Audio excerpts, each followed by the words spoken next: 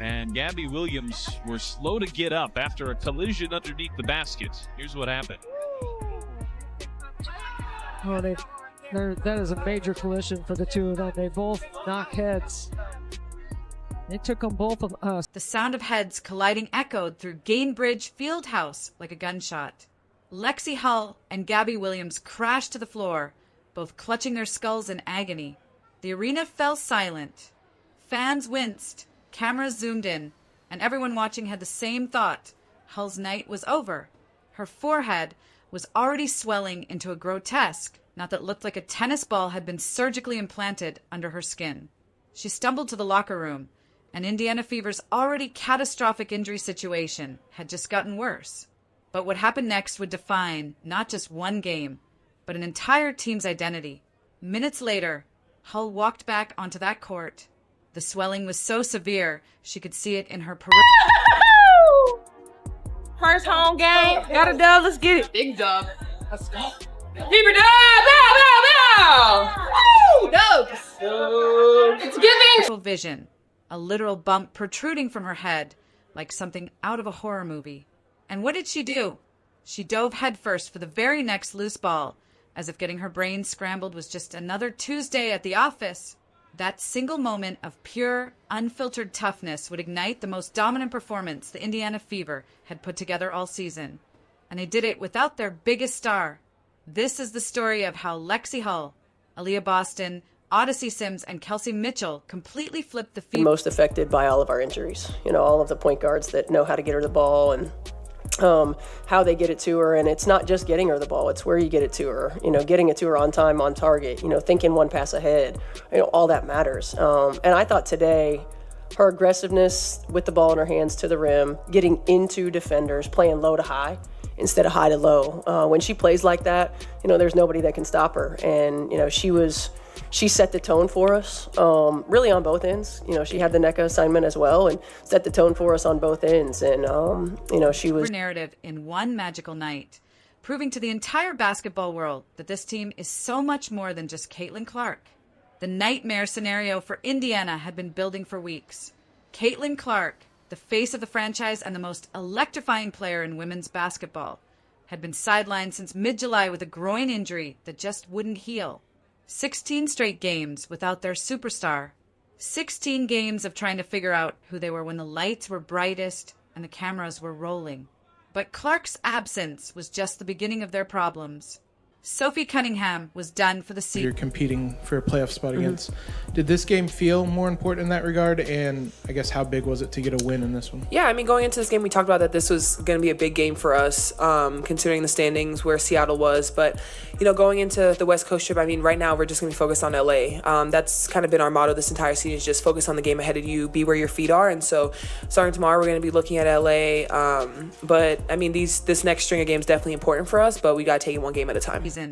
Ari McDonald, finished. Sydney Carlson, another season-ending injury. Chloe Bibby was battling knee discomfort that made every step a question mark.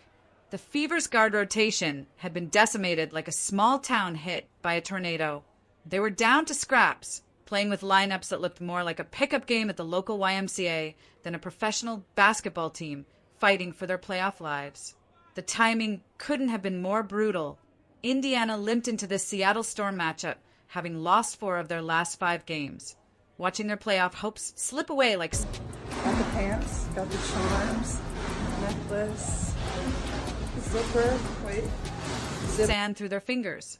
Their record sat at 19 wins and 18 losses, clinging to the 8th and final playoff spot by their fingernails. Seattle was breathing down their necks in 6th place, just 1 game ahead, but with all the momentum of a team that actually looked like they belonged in the postseason. Every single possession in this game carried the weight of their entire season.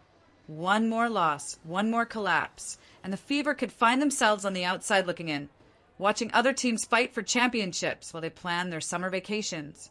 The pressure was suffocating. Get the opportunity to say that they have a logo and to make the impact that she makes, not just, I think, in the sport, but globally, just by being who she is.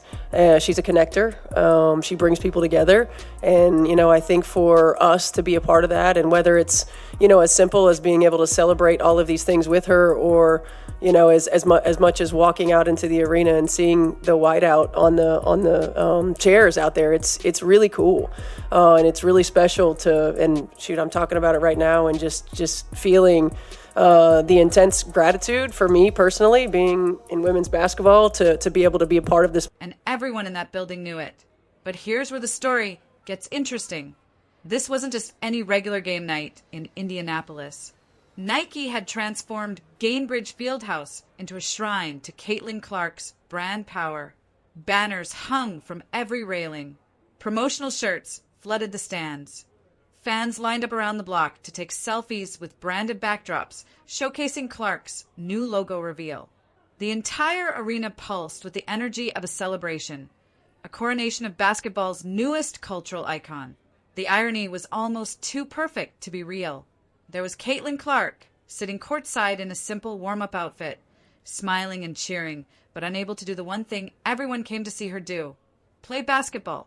The marketing machine had created this massive spectacle around her superstardom, complete with whiteout sections and enough corporate branding to make Times Square jealous. Yet the actual star of the show could only watch as her teammates fought to keep their season alive. Everyone expected Indiana to struggle. How could they not? Without Clark's outside shooting to stretch defenses, without veteran ball handlers to steady the offense in crunch time, the Fever looked like a team that would have to grind out every possession just to stay competitive. Seattle had a veteran core that knew exactly how to exploit short rotations and tired legs. This felt like the kind of game where experience would overwhelm desperation, where the Storm would slowly pull away in the fourth quarter while Indiana's depleted roster ran out of gas. Few people in that building expected anything more than a valiant effort and a moral victory. They were wrong. The collision happened so fast that most people didn't even see it coming. First quarter action, both teams scrapping for every rebound like their lives depended on it. A loose ball bounced toward the baseline, and both Lexi Hull and Gabby Williams made the same split-second decision: go get it at all costs. They converged on that ball like two freight trains heading for the same intersection, and the sound when their heads met was sickening. Hull went down hard, clutching her forehead as if she was trying to hold her skull together with her bare hands. Williams stayed down too, but it was Hull who captured everyone's attention as she slowly made her way to the locker room, blood beginning to show through her fingers. The cameras caught everything: the immediate swelling that made her forehead look like it belonged in a medical textbook, the way she stumbled slightly as she walked, the concerned faces of teammates who knew they couldn't afford to lose anyone else. The crowd went completely silent. This wasn't just about losing another player to injury. This was about losing the heart and soul of their defensive identity. Lexi Hull might not stuff the stat sheet like other players, but she was the one who guarded the opposing team's best perimeter scorers. She was the one diving for 50-50 balls that nobody else wanted. She was the glue that held their defensive rotations together, and now she was walking to the locker room with what looked like a serious head injury. Without Hull, Indiana's already thin rotation became paper thin. They would be even more exposed on the perimeter, even more vulnerable to quick guards who could slash to the basket or pull up for open threes. The collective thought among fans, commentators, and probably even some Indiana players was simple and terrifying. If Hull can't go, how do they possibly survive this game? But Lexi Hull had other plans. After what felt like an eternity, but was really only a few minutes, Hull came walking back down that tunnel. The swelling on her forehead had gotten worse, not better. She looked like she had been hit by a baseball bat, and yet there she was, checking back into the game with the same determined expression she always wore. The crowd began to murmur, then cheer, then absolutely erupt as they realized what they were witnessing. Hull's first possession back told everyone everything they needed to know about her character and about this Indiana Fever team. A loose ball hit the floor, and without hesitation, with a knot the size of a golf ball protruding from her skull, Hull dove on that floor like she was diving for buried treasure. She didn't think about her injury. She didn't worry about making it worse. She saw a basketball that needed to be secured, and she went and got it. The building exploded. Fans jumped to their feet, screaming and applauding not just for Hull's toughness, but for what that toughness represented. This wasn't a team that was going to roll over because they were shorthanded. This wasn't a group that would use injuries as an excuse for losing. This was a squad that would fight for every possession, every rebound, every win, no matter what it cost them. Hull's courage spread through the Fever lineup like electricity through a power grid. Her teammates saw her sacrifice, her willingness to put the team above her own physical well-being, and they responded by elevating their own games to levels they hadn't reached all season. What had started as a potential disaster became the defining moment that would transform their entire approach to the game. Hull finished that night with 9 rebounds and a team best plus-minus of plus 31. But her real contribution couldn't be measured in statistics. She had set the tone for what would become the most complete team performance Indiana had put together in months. Her toughness gave everyone else permission to be tough. Her fearlessness made everyone else fearless. And that energy would fuel what happened next. With their guard rotation decimated and Hull playing with a head injury that would have sent most people to the hospital, Indiana knew they had to completely change their approach. Everything shifted inside, and Aaliyah Boston was ready to make Seattle pay for that adjustment. Boston took over the paint like she owned it, scoring 27 points and grabbing 9 rebounds, while making life absolutely miserable for anyone who dared to challenge her in the low post. This wasn't just good basketball from Boston. This was dominance at its purest form. She established deep position on every possession, used her body to create space that Seattle's defenders couldn't contest, and finished with the kind of power that forced the Storm to send double teams that still couldn't stop her.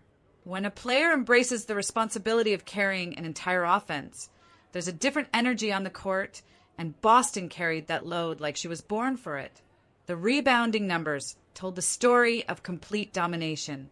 Indiana out-rebounded Seattle 42-21, a margin that's almost impossible to achieve at the professional level.